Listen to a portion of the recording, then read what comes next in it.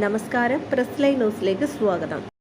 മദീനയിലെത്തുന്ന തീർത്ഥാടകർക്ക് 4 പതിറ്റാണ്ടുകാലം ചായയും കഹ്വയും ഈത്തപ്പഴവുമെല്ലാം സൗജന്യമായി വിതരണം ചെയ്ത് ഏറെ ശ്രദ്ധേയനായ ജീവകാരുണ്യ പ്രവർത്തകൻ അന്തരിച്ചു.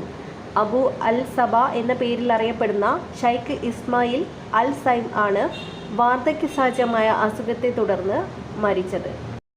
പ്രായത്തിന്റെ ആവശ്യത ഒട്ടും വകവയ്ക്കാതെ കഴിഞ്ഞ റംദാനിൽ പോലും അബു അൽ സബ മദീനയിലെത്തിയ സന്ദർശകർക്ക് ഭക്ഷണം വിതരണം ചെയ്യാനെത്തിയിരുന്നു.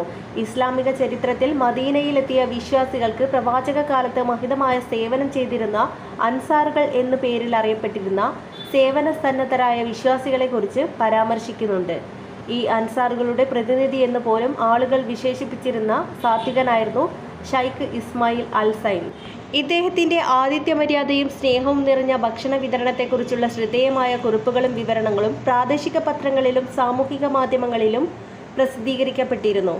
സിറിയൻ ഷെയ്ഖ് എന്നറിയപ്പെട്ടിരുന്ന അബു അൽ സബ 50 വർഷങ്ങൾക്ക് മുമ്പാണ് മദീനയിൽ സ്ഥിരതാമസം ആരംഭിച്ചത്. മദീനയിലെത്തിയത് മുതൽ മസ്ജിദുന്നബവി കേന്ദ്രമാക്കി അദ്ദേഹം നടത്തിയ ജീവകാരുണ്യ പ്രവർത്തനങ്ങൾ ഏറെ ശ്രദ്ധേയമായിരുന്നു. 40 വർഷം മുടക്കില്ലാതെ ചായ, കാപ്പി, പാൽ, കഫ, ഈത്തപ്പഴം തുടങ്ങി പ്രധാന ഭക്ഷ്യവിഭവങ്ങൾ സ്വന്തം കരങ്ങൾ കൊണ്ട് തന്നെ അദ്ദേഹം വിതരണം ചെയ്തു.